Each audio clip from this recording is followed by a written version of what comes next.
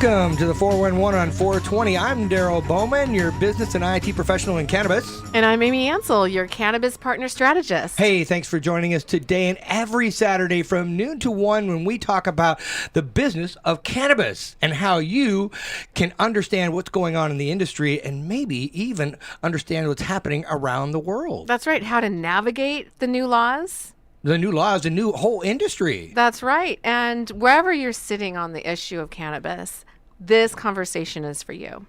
We really hope that we can bring you an informed discussion about what's going on in the world of cannabis and the business of cannabis as it proliferates itself around the United States and across the world. We are bringing you news and information you can use to make informed decisions. That's right. It's a very exciting time. Every state is different. And so there's a lot we need to know. And we want to make sure that when you're thinking about, well, your choices and your options and those kinds of things, you want to understand that you're making informed and knowledgeable decisions, ones that are going to help you understand something to live your life the way you want to live your life and in a quality way, whatever that might be. That's right, and above reproach. So if you're looking to get in the cannabis industry, how does that look from a good business perspective? And if you're looking to work with someone in cannabis, you need to understand perhaps, what good business looks like. Exactly. And if you're thinking about working with people in cannabis, we actually hope that you were thinking about working with your nation's veterans, because your veterans out there, they have done a whole lot of things in their careers to help us become the nation that we are today and to have the freedoms that we have today. So we want you, as you grow your business, whether that's in cannabis or outside of cannabis or whatever, that you're thinking about our nation's veterans to hire them for employment. That's right. There's some amazingly great reasons why to consider hiring vets. Right. They get stuff done. They do get her done. Not only do they get her done, their work ethic and the way that they approach tasks, team, honor, respect, the smallest detail is handled with the highest regard. No doubt about that. As a matter of fact, you don't even need to give a vet a complete list of what detailed instructions that you need to have them accomplish. What you need to do is say, this is the end goal, here are your resources, and go out and get that job done, because that's what they're used to being able to do, is making decisions on the fly. And the cool part about that is the folks that you're working with have come from all walks of life, and it doesn't matter the diversity of opinions, the diversity of talent and so forth is so immense that you can't help but win by using a vet. Let's talk about win. So, I've been a small business owner for quite a while with my husband, and we have 2 vets on our team, and they were the backbone. They were the backbone of our team. So I'm just speaking from experience that when you consider hiring a vet, you are really looking at hiring a well-regarded, well-refined Individual. Exactly. Yeah. And if you're looking for those people, you can go to your local work source or your Goodwill opportunity. They always have I think it's Operation Good Jobs, and local Chamber of Commerce across the nation. They're all supporting veterans and getting veterans employed. So wherever you are listening to this conversation, if you're thinking about employing somebody in your business, whether it's in the cannabis industry or any other industry, think about those vets. But in addition, if you're thinking about hiring a business to help you to further your business or doing trade with somebody, think about a veteran-owned business. And usually in the state of Washington, you can go to the Department of Veterans Affairs and look up any business out there that is owned by a veteran and give them the opportunity to earn your business as well. Because, hey, not only did they go out and serve your country, they're sacrificing again by actually starting a new company. That's right. That's very commendable. Very commendable. And we're not talking about giving a handout. We're really talking about giving a hand up. We are. I think that's the best way we want to think about that, is always do what you can to support those that supported you. And today we are talking about the things that we can do to make your business, progress and to promote it and to make it flourish in ways that you probably hadn't even thought of, because, we all think that we can get her done, but we only have so many talents on our team and so forth. So what we need to do is look outside the box and say, how do we get the word out about our company? So today we're going to be talking with Lori Pacchiano about public relations and publicists and so forth, and what that role is for a business and how you can use that opportunity to grow your business exponentially. Yeah, this is going to be an exciting interview. I cannot wait to speak with Lori. Oh, yeah. So why don't we take a break, come back after these short messages, and we'll get right back on it with Lori, and we'll talk more about the business of promotion and publicity in cannabis. I'm Daryl Bowman, your business and IT professional in cannabis. And I'm Amy Ansel, your partner strategist in cannabis. We'll be right back.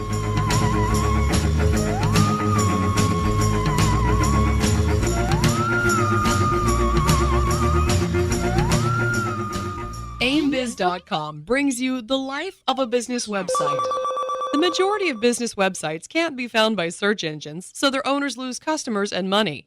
An AIM business website wins new customers on Google and Facebook. Imagine your website with great content management, an integrated blog, clean designs, and clear messages. To top it off, at AimBiz.com, you get a free website design mock-up before you ever spend a dime. For more information, go to AimBiz.com. That's AIMBIZ.com. Sweatman Young is proud to celebrate 25 years of construction service throughout South Puget Sound, working together with you to guarantee your satisfaction and offer you a unique 2-year warranty on all work. Let Sweatman Young build your new dream home, remodel your existing home, add an additional deck, outdoor kitchen, a man cave, or even preserve your historic home. Sweatman Young provides the best construction value in South Puget Sound. Visit SweatmanYoung.com today and schedule your free consultation with Bill Sweatman, your personal professional contractor. Ever get a traffic ticket? Had a bill you couldn't collect? Had a contract you needed advice about, such as a new insurance plan, home, or car loan? We run into these situations routinely throughout our lives. We know we need legal advice, but feel we just can't afford hiring an expensive attorney to help. Legal Shield and your legal team is now your affordable option, allowing each of us to rest assured we can quickly get the help we need for one low monthly fee. Whether it's business or personal legal advice, visit yourlegalteam.info today.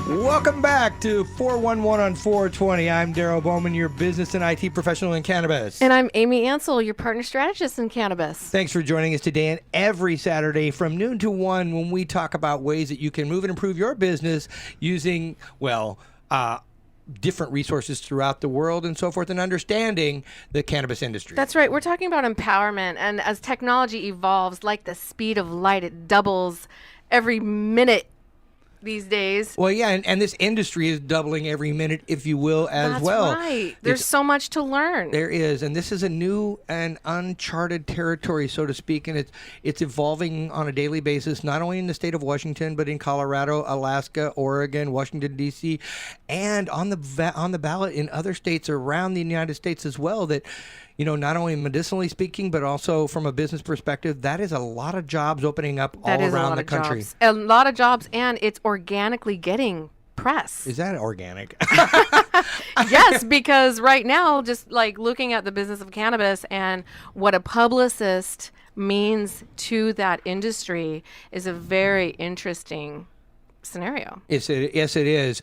So Lori Pacchiano is joining us. Welcome, Lori. Thanks for joining us today on the 411 on 420. Hi, you guys. Thanks for having me. Hey, Lori she has been around for a bit. She has some humble beginnings. She started a company not too long ago in her grandmother's garage in Seattle, and she's got 300 plus products now in the dog industry, if you will, the pet industry. It could be more than just dogs. It's canine. Canine, and founder of a luxury pet brand, also a couple of books and so forth. So tell us a little bit about what got you started in not only that business, but how you became a publicist all along. Well, it happened by accident, like a lot of businesses, but I had one product line, and within 3 months, it was in Entertainment Weekly's Hot 100 Products of the Year. And within a year, it was a top 25 pet product in America. How did was you that? get that? How did that happen? For that to just. I want to know what it was. Yeah. Well, I know it had a patent on it, but it was not rocket science. It was a feather dog boa. So it was like a little feather collar for dogs. Adorable. Yeah, and it was back at a time in its infancy, the pet industry, just a lot like cannabis is right now. But I guess with our company, it became so famous so fast that I kind of got thrown into publicity. And because my brother and I mean, a lot of the stories talk about our humble beginnings in my grandma's garage, but truly it was like this really dirty little garage, and we were getting massive exposure from all over the world. And eventually we started sponsoring the official Golden Globes and Emmy Awards, and I was dressing like Oprah's dogs, Paris Hilton's dogs, like it was crazy. Oh, I saw that dog on TV, both of them. The teacups? Are you talking about the teacup dogs? The Cocker Spaniels. Oh, okay. Okay. Sophie and Solomon. Oh. Yeah. And so it's just a long time ago. So you're on a first name basis with their dogs. Well, check that out. I know a lot of dogs, but That's a story they could tell. eventually we got a TV series on Bravo, and that aired in 72 countries, which gave us a massive amount of exposure. So when that happened, I think that I just became a publicist. Learning on the job, really, right? Yeah. So learning So as you you go. become a publicist. Tell us a little bit about what a publicist does and why we care. Well, because I didn't go to school for publicity, I think I learned in a really organic way. So a publicist was being able to tell a story and create relationships. And so, the relationships are in the media, but really when you're first starting out, your publicity really has nothing to do with media. It has to do with just all of the relationships you're creating. So I think that, it was really, that's how I started out. Like Telling a story. yeah, it's really just good storytelling. So tell me, what are some of the top things that a publicist does? A publicist, if you have, first they sometimes help you to get really clear on your core values, because it's our job to share your story. So you need to be really clear on your story, and then I need to translate it for you. And sometimes it's kind of glamorizing some of the stuff you're already doing. So in leveraging other brands and things that are familiar. And then basically I'll craft releases and stories around what you're doing. And then I'll reach out to my partners that are in the media and then hopefully get you covered. Well, there's a whole new industry popping up, as we've been talking about on the 411 and 420, and that is cannabis industry, obviously, but the point being is, what can we do that meets the letter of the law and all those intentions and so forth, that we want to promote our businesses and be successful? So, because there are a lot of things that we have to worry about, and does that really come into play when we're talking about public relations? Yes, it does. I think because you're storytelling to a large group of people, you have a responsibility. So I think anyone who's telling your story should have a really thoughtful relationship of the Cannabis and Liquor Control Board. But really, the most exciting thing about cannabis is that it's in its infancy right now. So you have a lot of visionaries that are participating in the cannabis industry, which means for a publicist, that's a gold mine, because we're always looking to tell a story that's new. That's what the media wants to hear. So the cannabis industry is coming up with lots of new stories all the time. But it's kind of tricky because you need to try and find a way to turn these stories into mainstream media. Because if they just stay in the niche market of cannabis, it's never going to really benefit the cannabis industry. And when you talk about the mainstream media versus the niche market of that, what does that mean to you? I think it means when you have a brand, you're trying to speak to a consumer or an influencer or a distribution channel.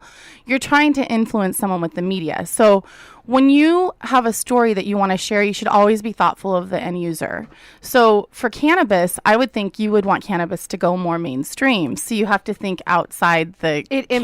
impacts everybody. Yes. You want to be like on, it's not even just the distribution channel for the media, like ABC, NBC, CBS. It's more like the end user. It's like the girls that are buying lipsticks at Macy's. It's people that are like you work with on a daily basis. Like, we have a lot of, cannabis has already been branded very well. It has, but it also has a stigmatism to it as well. Well, that's what I'm saying. That's like the stigmatism cannabis, that we're trying to remove. It's Birkenstocks and Cheech and Chong and smoking, which is so taboo now. Women on hoods of cars and bikinis. Right. Yeah. Which will always be popular, probably. Right. That's popular. But you know, there's another side of by it, the way, though, by the right? way, But they I wanna read, talk about they that. read. That's actually in auto mechanics too. You know? So it's just not about just cannabis. Well, if you look at the cannabis magazines, you will find a lot of that. So if you approach someone who is more of the, in the faith-based communities that have a specific perspective on how they relate to cannabis, you clearly, Laura, you want to reach those people with a winsome story. Well, absolutely. And that's what I love about the cannabis industry, because a lot of and not to be, not to offend anyone at all, but a lot of the methods that are being done in the way of marketing are still a little prehistoric. So there's so much room for growth. And well, they're still mainstream. They're not mainstream at all. They're way out there and setting, there's really no guidance. Right, like people, and the more it becomes an opportunity, the more experts and people that have been experienced in doing lots of other cool things in different categories will want to move into this category because there's so much opportunity. Well, right now, I think the biggest thing is that everybody sticks around cannabis. They think it's about all of the psychotropic effects and all that kind of thing. But there's also the medicinal, there's the industrial uses, and all the other variations that have so many opportunities for growth and utilitarian uses that aren't being discussed, that we need to be thinking about, because as Amy has mentioned in the past, there are ways to put building materials together. There are ways to have clothing materials together, oils to run your cars, all those kinds of things that haven't really been discussed because it's been stigmatized. It's been censored. Right. As a publicist, that's really exciting because the versatility of the publications I could reach out to are like endless. Like, I mean, I could just stay up all night writing stories about cannabis that would be more mainstream than maybe some of the. And also, I think it's really important when you're doing a cannabis story to not focus on the cannabis. It's not about the cannabis. It's about the experience. It's about the lifestyle of the cannabis. It is about watching how that is able to be translated into the way someone lives their life and shops and does things. It's taking the cannabis out of the story, so to speak. Does that make sense? That does. It makes a lot of sense when you start thinking about the fact that it isn't about the psychotropic effect, but we're talking about, okay, you have clothes that can be made out of cannabis products and so forth, hemp, if you will, and, fuel. Oil. A substitute plastic that's biodegradable and really friendly to our earth. Right, exactly. Like it's no longer a cannabis story. It's a health and beauty story. It's a, like a fitness story. It's a food story. It becomes stories that are. It's a bio story. Right. Yeah. It is a bio story, isn't it? Yes. And we need to be thinking about that as we're growing our earth, so to speak, because we have how much of this planet that we've been ruining with other toxic substances and so forth. And this is a natural substance that we can actually promote in a way to get to a mainstream effect and make people understand that it's not something that's worthy of stigmatism. It's worthy of opportunity. It is, yeah. And I think the more people that get excited about cannabis, I think the more we're going to see that transform. So if you were to put together a PR campaign for, let's say, a retail shop, because everybody relates to, okay, now we've got cannabis and it's in a retail shop, or do we have cannabis as a grower, a producer, or whatever? How would you go about doing it? What's your first step towards establishing that relationship with a cannabis entrepreneur? Can I like step backwards a little bit in regards to this? Okay, but don't fall over. Okay. So to give you an example, so for the Seattle Seahawks, I did the entire PR campaign for the Guinness Book of World Records for the Loudest Stadium. Is there cannabis involved? No, I'm there's just not. checking. And well, That sounds like a huge campaign, Lori. I'm just kidding. But everyone thought that was a Guinness Book of World Records campaign, but that was really for a brand called the Volume 12. So Joe Tafoya, who was at the time the person managing that brand, he came up with submitting the Seattle Seahawks for that application with the Guinness Book of World Records, paid the $10,000 to do that, and then we created a huge story around it. And before you knew it, the world was talking about our fans and Volume 12. And then, shortly I think it before. was volume 112. Yeah. And then I think it was like 146 or something. Was but it really that high? 147 maybe. I should remember that. But come on. and like prior to that, he created Richard Sherman's Celebrity Softball Game. He actually invited Richard Sherman to be part of it. That was to do, first of all, to create community around that brand, and it was to bring attention to the Legion of Boom, which was another brand that was owned by that company. And so I guess what I'm saying is if there's a retail location that wants to bring some attention around their brand, it's going to have very little to do with their retail location, everything to do with their community and experience and figuring out who their end user is and how they can create something for them that will impact their life. Now, is it going to be, and we're going to try to talk about something that isn't just about, the psychotropic effect and so forth. What is it that you bring of value not only to the industry and so forth, but to the community? Is that what you're talking about? Yes, because I've always felt that good brands are about experience. Products are just, they kind of don't mean anything. But if you have a good brand, you can keep changing whatever the product is. And that would be the psychotropic effect of whatever that product is. Right. Eventually, if a cannabis store has a really good brand, they could be selling like sweatshirts in there and lipstick. Because people get behind. Right, and like I said, to be thoughtful of the Liquor and Cannabis Control Board. But I think what I hear you saying is that people get behind brands that they believe in, that they love, that they have attached themselves to a charity that they can get behind. It's like consumerism with movement. I think it's values too. People like to be part of a community, and we have a lot of role models in our life. So a lot of times when you're doing PR campaigns or marketing campaigns, they should really be to attract a certain audience that will influence the overall population of people you're trying to talk to. So that's what your event, or when you're doing your branding, it should be directly related to those people. So if you're going to be going out there, and the first thing you're going to do is you're going to identify that story, and you're going to sit down, you're going to ask them a lot of questions. What kind of questions are we going to talk about? There's going to be like 100 questions because I need to first. Okay, you don't have all those memorized? No. I'm just giving you a hard time. I know you are, but you're going to go into detail about their mission, about where they're headed, about what kind of value proposition they are offering. Tell me more about who you are, what you are, and why you are, and all that. It's different for each client because if I were just to sit down with someone and try to guess what publicity they wanted, I need to know first what their core values are. And oftentimes when we start to ask these questions, they discover them at the same time. It's really a good process for them. And then we tailor something that's directly related to their end user, their distribution channel. And that could be, some people might be looking for investors. So we might be focused on publications that are more business related. Some people might have something that's a beauty product. So there's not anybody in the cannabis industry that's looking for an investor, right? No one. Not a single one out there. They're all golden. So a lot of times you tailor a campaign and there's like a few different categories you want to focus on as a publicist, but you're going to have a key category that you focus on first. And then when you're finished with that, you keep moving into the other opportunities because publicity is year round. So you just want to unearth every stone, possibly.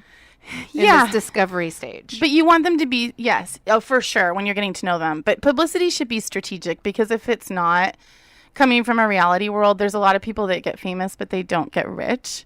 Not to say that's everyone's goal, but if you have a business, it is nice to be a profitable business. So your publicity campaign, That's always nice. it should be related to that at some point. And it's not an initial something that you receive necessarily, but it is definitely something that should grow the overall value of your brand. So I got a question for you real quick about a lot of industry awards and so forth. They're out there doing award ceremonies and so forth. And those ceremonies might be, for I have the best this, the best that, or whatever. How valuable honoring is that? someone. Yeah, exactly. Well, I don't know or all something. the different. There's so many different award ceremonies in the cannabis industry right now, and there's a festival for this, and a cup for that, and a thing for this, and so forth. But how important are those to growing that brand and to diversifying that value set and so forth, and reaching a better audience? That's a really good question. It depends if the audience you're selecting places value in the quality of whatever that particular product is. I personally think if you're choosing to get mainstream media, that's probably not going to be as important in the long run. It's going to be more lifestyle related accomplishments, more people that you attach to your brand that are related to, again, the end user. But any kind of, when you're first starting a brand, like anything you can leverage that gives yourself credibility is always good. Well, winning one of these awards and cups it really isn't bad for you. No, like, I mean, like my company won top 25 pet products of the year. That meant a lot to the pet product people, but it didn't really mean a lot to like the Emmy Award people. Well, yeah, because the people that are selling it are going, hey, that's a number one thing, and it'll move off the shelves. Right, but the pet store people really liked that. So it just depends who it's talking to. Right, it lends them the credibility that they're looking for in a brand. Right, so I'd imagine if you were some kind of a grower, right, who wins the cups? Well, it could be. It depends. There's several different things that from different awards. The way you process, the way you grow. And there's beautiful brands. I think there's like 25, 30 different categories across multiple different industry dabbers, award opportunities and so forth. So we're not going to get into all of those, but they're all like some kind of cup or some kind of a statuette or whatever. So that will absolutely influence a distribution channel, your retailer. More retailers will buy your products if you win something like that. And then it's the retailer's job to educate the consumer when they come in of why this particular product is better than the rest. Well, let's take a break, come back after these short messages, and we'll talk more about what you can do to help promote your brand and how you can tell your story. I'm Darrell Bowman, your business and IT professional in cannabis. And I'm Amy Ansel, your cannabis partner strategist. We'll be right back.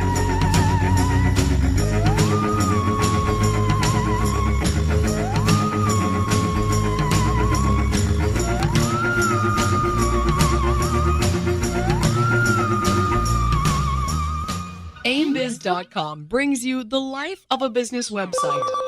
The majority of business websites can't be found by search engines, so their owners lose customers and money. An AIM business website wins new customers on Google and Facebook. Imagine your website with great content management, an integrated blog, clean designs, and clear messages. To top it off, at AimBiz.com, you get a free website design mock-up before you ever spend a dime. For more information, go to AimBiz.com. That's AIMBIZ.com. Swetman Young is proud to celebrate 25 years of construction service throughout South Puget Sound, working together with you to guarantee your satisfaction and offer you a unique 2-year warranty on all work. Let Swetman Young build your new dream home, remodel your existing home, add an additional deck, outdoor kitchen, a man cave, or even preserve your historic home. Swetman Young provides the best construction value in South Puget Sound. Visit SwetmanYoung.com today and schedule your free consultation with Bill Swetman, your personal professional contractor. Ever get a traffic ticket? Had a bill you couldn't collect? Had a contract you needed advice about, such as a new insurance plan, home, or car loan? We run into these situations routinely throughout our lives.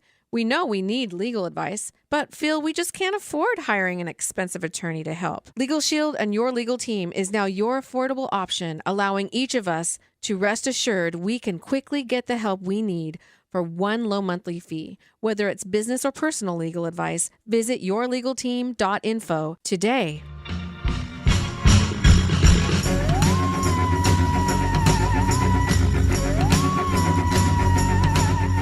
Welcome back to 411 on 420. I'm Darrell Bowman, your business and IT professional in cannabis. And I'm Amy Ansel, your cannabis partner strategist. Thanks for joining us today and every Saturday from noon to 1 when we talk about the business of cannabis and ways that you can be more informed with news and information you can use. We are talking today with Lori Pacchiano about public relations and publicizing businesses in the cannabis industry so that they can get promoted and grow their brands and so forth, and the differences and variations on a theme and how they are pretty much similar to any other mainstream business. Thanks again for joining us, Lori. I appreciate it. Thanks for having me. It's so much fun. Well, you know, we've been talking about many different things and so forth, but can you share your personal thoughts about branding cannabis? Yeah, I mean, I think I've been thinking about it a lot lately, actually, because I love new categories that open up for what I do in particular. And to me, cannabis is so exciting because it's so new. It gives you so many chances to do things that the media is going to be like, whoa. And so some in make an particular, impact. Just make right, an impact. right, because you're going to be able to like turn a lot of heads with a lot of the stories. But you know, for me, I think the real excitement for the different categories in cannabis, I think edibles is huge because when we were talking earlier about how cannabis has already been branded with smoking is really taboo now. It causes cancer.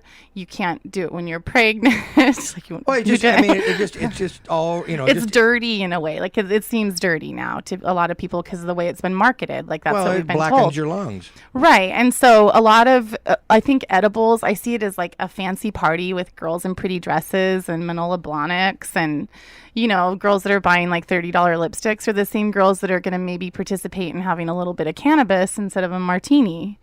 Right. I mean, I could see them as some of the influencers in the mainstream, like beauty market. Like to me, cannabis is like your little black dress. It's like going to become the mainstream with edibles. I see oils as an opportunity. I see being able to like Martha Stewart, the way she, you know, like who is the girl in Colorado that is doing all of the cooking with the cannabis? Are you familiar with her? Oh, no, I'm not. But we'll have to find out. There's a few cooks. They call her like she's like the Martha Stewart of cannabis. That's what they call her. And she has these huge parties with like food.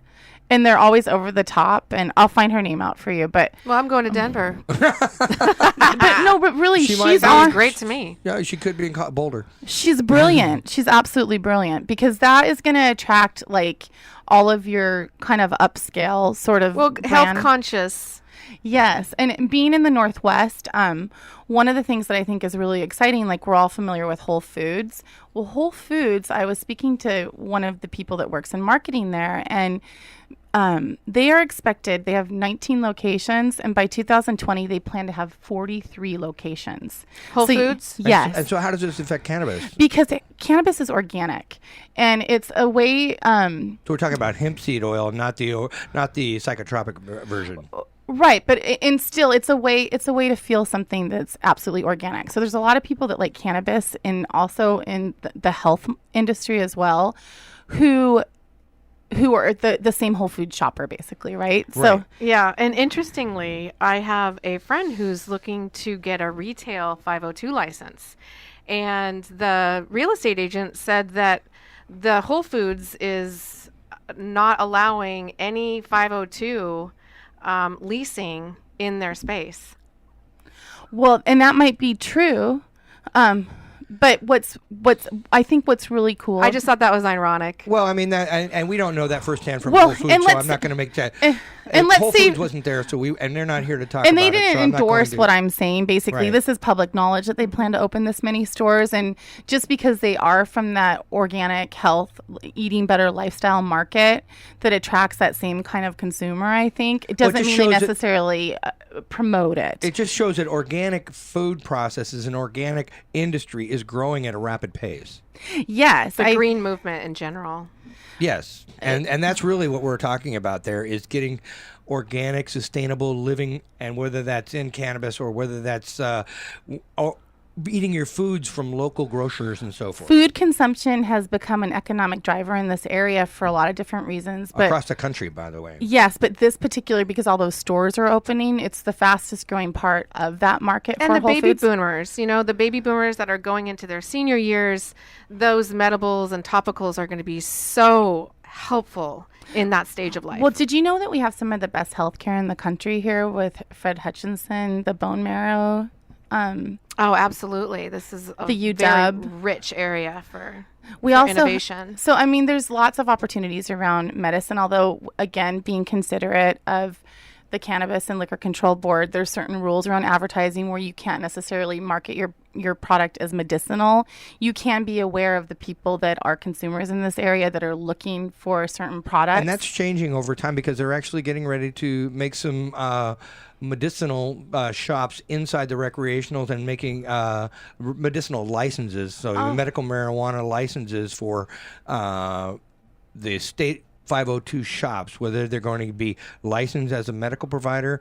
And there's some rules and regulations that are still being hammered out. We had Rick Garza on here last week to talk to us specifically about that, and he had some great and very interesting things to say. So please go back to our website, check out what the Rick Garza interview, and he'll tell you more about what that means to become medicinally licensed at a recreational store. It's happening. Yes. Yeah. And so they will be able to do that over time, but it's coming out later in the year. I think it's in July or something like that, when in July of 16, when those stores will be opening up, and the licenses they're being processed right now, if I understand correctly. Either opening up or leveling up and introducing that medicinal and they opened elements. up, actually they went from 300 plus. yeah, they went to 500 and some odd different stores that are going out there with the addition of the recreational medicinal shops. That's around. exciting and progressive that they're shaking hands.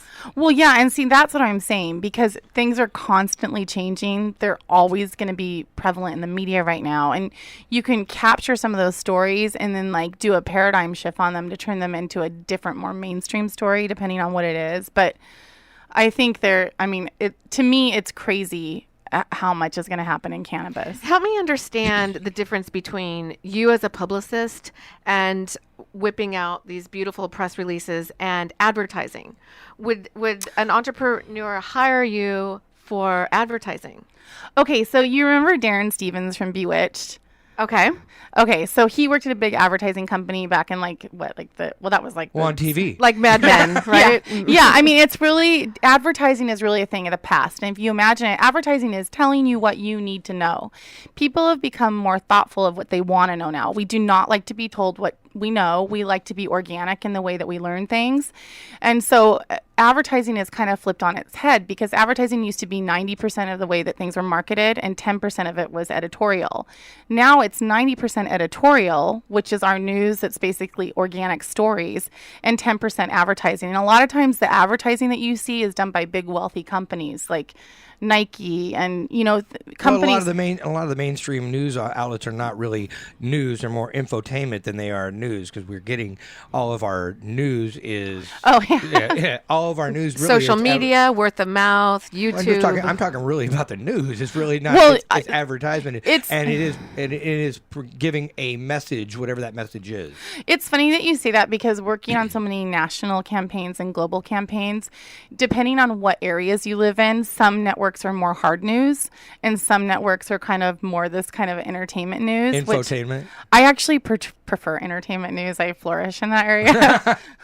And that's really where the mainstream consumer does a lot of times. A lot of people that are very specific in the way of education, those are more niche-based kind of people. But you just look at who it is, and then you create your story. You craft a story specifically for who you're sending it to. But isn't it regionally specific as well? I mean, it depends. Like here, like our NBC station here in Washington, they own, I think, 50 different stations around the country, and USA Today, or maybe USA Today owns them. They're called Gannett. And so, a lot of times when you submit something to them, their partners will pick it up from their sister stations around the country. So it just grows. It grows quickly. Yeah. Mm-hmm. So if we're going to talk about PR and so forth, what about, is there good versus bad PR we should be thinking about? If you kill someone, it's really bad PR. And that's about it. That's the only bad PR. Because even if you write a book, I don't think you can keep the profits from it. But no, I mean, for me, because I come from a place of being really organic, like my brother and I started in our garage. I think the true story is always the most exciting one. We're Americans. We are born in a place where we like to believe in a dream. So we like to see the underdog, like the Seahawks. They were underdogs. Yes. And I think you can see many. These days they're not underdogs. They're not anymore. Oh, no. Yeah, go Hawks. Right? Baby. Go, baby. But so I mean, I think that there's not really bad publicity. I think when companies are owned by people and they're just being themselves, there's always a way to get out of something if you make a mistake, if you're just honest and you have a good intention. And integrity is a huge part of any story. Well, in the cannabis industry, one of the things that, it's kind of regulated in a big way and so forth with regards to what they can do and what they cannot do and so forth. But there's still some tried and true principles with regards to publicity and PR. So if you're doing that and you're talking about maybe partnering and things like that? Are there opportunities for a cannabis brand, if you will, in the industry to partner? And what might those be if there are? Do you mean like partnership with a nonprofit, something Or like that? Partnership in general, in nonprofit or whatever. Well, I think everybody should be community minded. I think anytime that we're trying to accomplish something, I mean, I'm just kind of a spiritual person. I think it's meant to be shared. And so I think I mean, like, I used to explain it like this to my brother, who's my business partner from our pet company.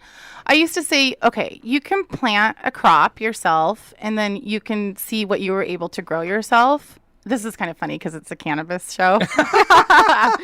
Or you can You don't have to say tomatoes anymore, right? It's not tomatoes, people. It's literally cannabis. Go ahead. Or you can help partner with your community. You get everybody out there to participate in it, plan it, and then share the harvest with everyone. And that's going to be something that means a lot more to your community. And, quite honestly, as an entrepreneur, you need to have people around you because it's colorful, isn't it? Being an entrepreneur is scary sometimes. It's really tough. It's a That's why risky we're business. That's why we're here. We're talking about what you can do to help your company grow, because you need all the help you can get. And your competitors are your friends. There's enough, especially in this market, enough to go around for everyone. And why would you say that? Because a lot of people they're freaked out about that. Oh my God, they're down the street doing this and they're paying that, and oh my God, they're selling it for this. Oh my God, they're setting the price. Oh my gosh, So tell us why. When we had our reality show, like I literally used to put all my friends' brands on my dogs because I was like, and then you know what would happen? Because we were already getting attention for the show, but then they would start going, oh, everybody watched the show. My stuff is on it. Or, I mean, I did it because I just loved them, but I mean, it's reciprocal. Yeah, I want to help people. Like, I don't want to, I mean, you do, but I mean, most people wouldn't think that way. It's fear-based thinking. Where do we ever get when we're fear-based and greedy? We don't really, and I understand people how they become really proprietary because they risk so much and this is their market share, but you will find if you can lose those fears and reach out to the people around you, you will grow something so much bigger around you by being able to be like-minded. And it sounds like there's a way to do that. Yeah, collaboration is always available to everyone if you just open yourself up. But finding those people that are going to think like you is not always as easy as you might think, especially in an industry with cannabis where, the places are just down this street or half a mile away, and they're going, but they can buy from me versus they can buy from them, or, my stuff I grow over here is better than his stuff over there. You're brilliant for saying this. The processor should buy my stuff versus his stuff because it's so much better. Do you know in my old neighborhood, there was a Starbucks on 3 corners? Now, granted, they owned all 3 of them. But why is that? Because there were customers for all 3 corners. And what happens... Nobody wants to cross the street. I know. Thank you. But I mean, I think what you have to remember, I've always called it when extreme becomes mainstream. Like back years ago in 2002 when I was painting my dog's fingernails, people thought that was the most psycho, crazy thing. Now everybody does stuff like that. It's not. You're probably like, not everybody, but they do. Well, I don't, but okay. But you know what I mean? It's extreme becomes mainstream, and what happens is when people become, basically if there's a few stores on a street, they're suddenly becoming more familiar with it. So now, because we're not talking about these people who use cannabis now. This is not your mainstream market. This is not where you're going to get rich.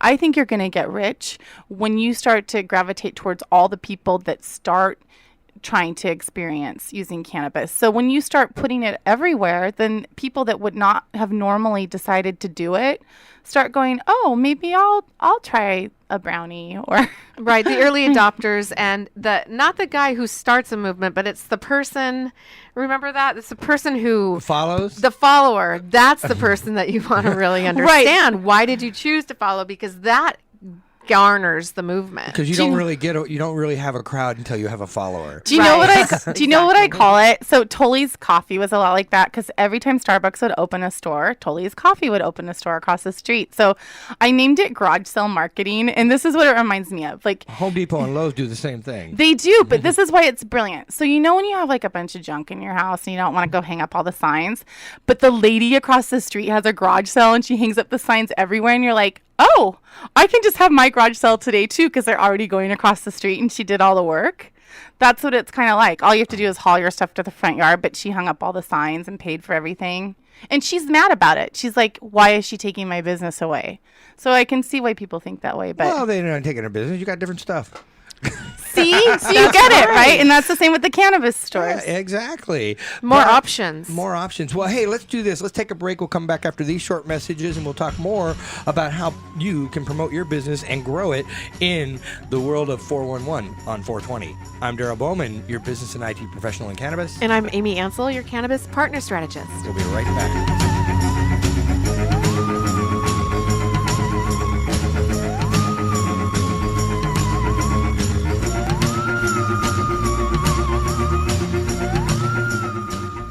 AimBiz.com brings you the life of a business website. The majority of business websites can't be found by search engines, so their owners lose customers and money. An AIM business website wins new customers on Google and Facebook. Imagine your website with great content management, an integrated blog, clean designs, and clear messages. To top it off, at aimbiz.com, you get a free website design mock-up before you ever spend a dime. For more information, go to aimbiz.com. That's AIMBIZ.com. Sweatman Young is proud to celebrate 25 years of construction service throughout South Puget Sound, working together with you to guarantee your satisfaction and offer you a unique 2-year warranty on all work. Let Sweatman Young build your new dream home, remodel your existing home, add an additional deck, outdoor kitchen, a man cave, or even preserve your historic home. Sweatman Young provides the best construction value in South Puget Sound. Visit sweatmanyoung.com today and schedule your free consultation with Bill Sweatman, your personal professional contractor. Ever get a traffic ticket? Had a bill you couldn't collect? Had a contract you needed advice about, such as a new insurance plan, home, or car loan? We run into these situations routinely throughout our lives. We know we need legal advice, but feel we just can't afford hiring an expensive attorney to help. Legal Shield and your legal team is now your affordable option, allowing each of us to rest assured we can quickly get the help we need for one low monthly fee. Whether it's business or personal legal advice, visit yourlegalteam.info today.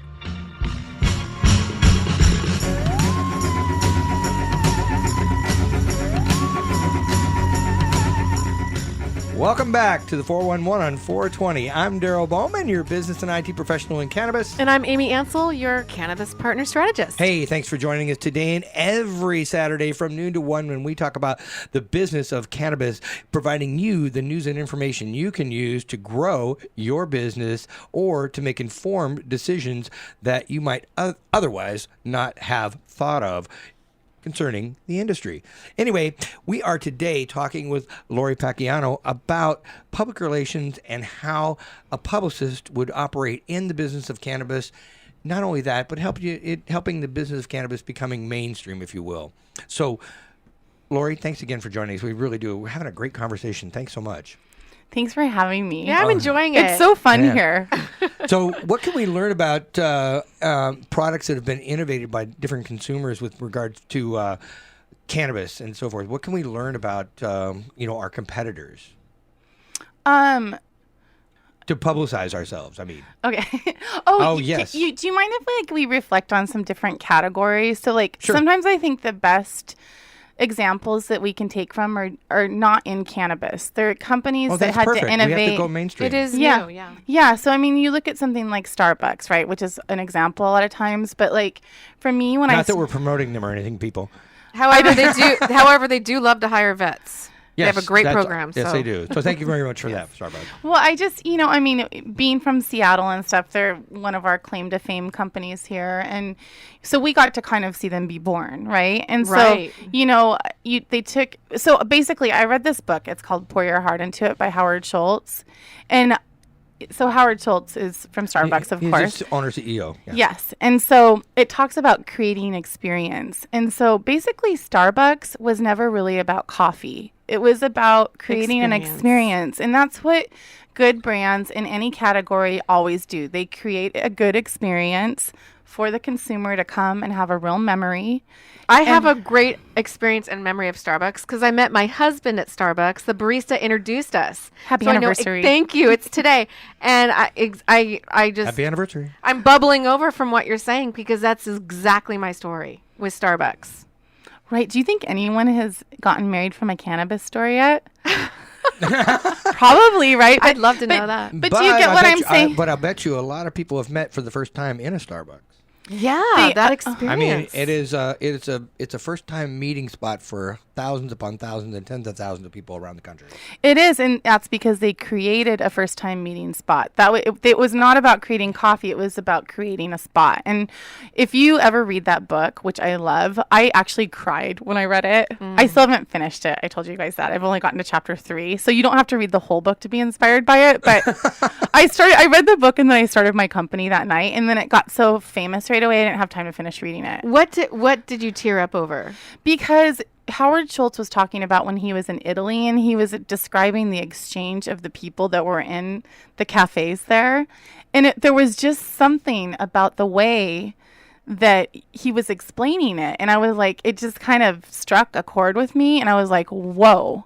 I mean, Well, he recreated an experience like that throughout America and the planet, by the way. It was really also about being a visionary. So anyone in the cannabis industry right now is basically a visionary for the most part. And so visionaries are crazy people because they have also to risk takers. They are, but they also have to be very imaginary, and they have to believe in stuff that nobody else believes in. Like, they have to be crazy. Like, people think they're crazy a lot of times, the good ones. Or high. Right. And so by the time they've really done their job, people start to see what their vision was. But before everybody sees it, they've had to risk quite a few things to do it. And so that's kind of what he did, and that's why I was like, wow. You know, and that's something you bring up really, and I was kidding about that a little bit as well, because they're risking a lot. And by the way, any of these industries, the people that we're talking about, growing, processing, or retailing, and so forth, this is not something where it's an instant cash cow.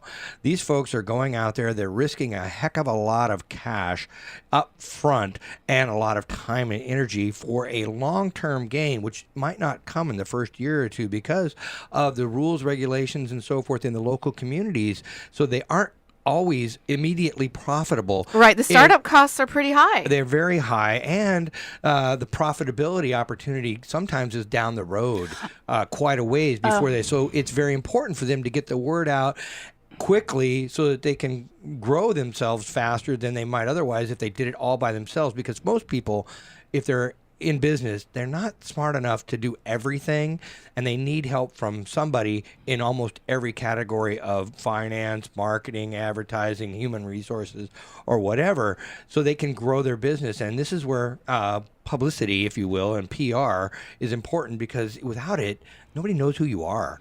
Yeah, it's your relationships, and really growing your relationships and being really consistent with your core values and telling that story is probably the best way you can build the foundation of your brand, and it must come first. So, I can totally relate to entrepreneurs. To me, an entrepreneur is someone that can just go buy like a Subway, and like when it starts to lose money, you're like, I hate the Subway, I'm going to sell it. To me, a visionary is someone that has an idea of something that never happened before. They create the Subway. Yeah, exactly. And then when Right. it's not making money for 3 months, they're like, I'm just going to pawn this wedding ring now. I'm going to keep my, you know what I mean? Like, That's a franchisee holder. it's like a child. Right. Well, I'm talking. No, you're talking about somebody. The franchisee holder doesn't do that. The entrepreneur, the risk taker, the person that built the idea around the initial thing. You have the visionaries. They will risk everything for it. Like it's a child. They're growing this baby. Exactly. And then you have the investors that come in, and they're not so attached to it. They're investors. They're getting involved in it to make money. And so right now with cannabis being in its infancy, it's really amazing to me because it's at a time when there's so many things. They're starting to get a crossover, investing versus entrepreneurial, because people are starting to see that the people that have invested in it have taken the risk, and they've also getting the risk away. Right. The higher risk, so they can get a return on their reward. So after they've done all the hard work is when the investor comes in and says, well, let me see if I can do to help you out and get a chunk of your change while I'm moving forward. Well, that's how it goes, though, right? With Doesn't matter visionary. if it's cannabis or any other business. That's the way it works. Right, and that's how you grow your business. Yeah, that's how it works. And I think I just love the whole dream state of it, though, of when people are starting things out. I love that too. And I love the fact that you love that book. I'm going to go read it now because it inspired you so much. If you get to chapter 4, you have to tell me what I'll happened. let you know. So are there any other books out there in regards to publicity that you would highly recommend? I have never read a book. I've had a few interns that have helped me before, and I'm like, oh my gosh, you went to school. I'm learning so many new things. But I think I never really wanted to read books exactly on publicity because I mean, there's like Seth Godin. He has like Purple Cow. Seth and is, Seth he, is good. He actually wrote about me before. Oh, wow. I was very honored by that. Oh. But I mean, I like things like that where things that are kind of like self-help. Yeah, and or inspirational. marketing, kind of stuff like that. But like, I never wanted to. I like it being organic because it's working the way I do it, like really well. So I don't really want to change it. Seth seems to go. He does a lot of things that are trendy and so forth, and understands what's happening in the moment. And he changes his Purple Cow is one of those things where what is the Purple Cow and where do you want it, and how do you create yours, if you will. Yeah. It's a bit. He's very big about that. But you talk about something that we haven't discussed yet, and that's foreshadowing. So what do you talk about? What do you mean by foreshadowing? Okay, so whenever you have the opportunity to do a media interview, you should always interject something that you want to happen. Like my brother and I used to say, you say it is and it is. So when we were in Entrepreneur Magazine, I said, we plan to open stores someday. Like we hadn't done an actual plan, but by the time the story came out, we had 100 people from around the country that wanted to open our stores. I was like, oh, I guess we get to open our stores now. So like with Beverly Sherman, when I did her PR, that's Richard Sherman's mom. I said, what is one of the things you want to have happen? She said, I'd really like to be the next Campbell Soup mom. So when we did her press releases, I always included that she wanted to be the next Campbell Soup mom, and you guys have probably seen the commercials. She did. Yeah, so I foreshadow. I really want to work in cannabis. That's my foreshadowing. I've worked a lot in the NFL, pets, a lot of other things, but cannabis is I see so many fun things in it. It's a new realm, and what I'm also picking up from you is that you love to be creative and get things done. Get things done. Just like get her done. So just like our nation's vets, and go out there and hire them as well. Hey, Lori, thanks so much for joining us today. It's been a wonderful pleasure getting to know you yet again and understanding what you're doing to help promote not only cannabis businesses, but businesses in general in the mainstream, and actually helping to get this industry mainstreaming along the way as well. How do people contact you? Yes, that's a good idea.